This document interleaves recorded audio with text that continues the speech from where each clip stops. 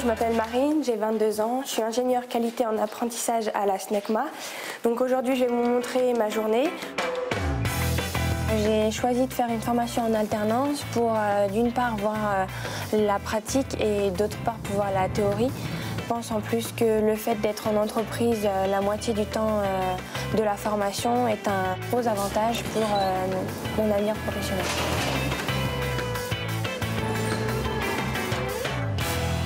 La traçabilité des pièces à SNECMA est très importante car nous fabriquons des pièces d'avion et c'est pour retrouver toutes les informations concernant les pièces.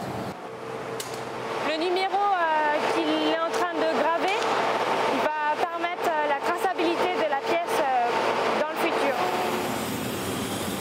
Ma mission, c'était de mettre en place des lecteurs de code barre pour améliorer la traçabilité des pièces.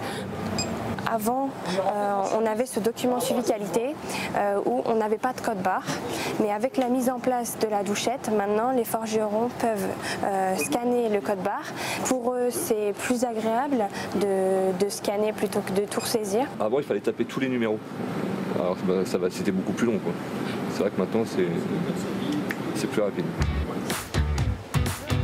Le fait de voir que ce que je mets en place est pris avec sourire, c'est plutôt sympathique. Donc j'aimerais garder ce côté humain dans mon futur travail. Marine, pour l'objectif qu'on s'était donné de mettre des outils numériques dans l'atelier, c'est une bonne recrue. Pourquoi? Parce qu'elle est d'un très grand dynamisme. Hop. Tout se passe bien pour le moment? Pas de problème particulier? Par rapport aux commandes de nouveaux lecteurs code barre, j'en ai identifié des nouveaux et moins chers, donc tout aussi robustes. Donc ils vont être commandés d'ici une semaine. Très bien. Elle a des chances d'être embauchée à SNECMA.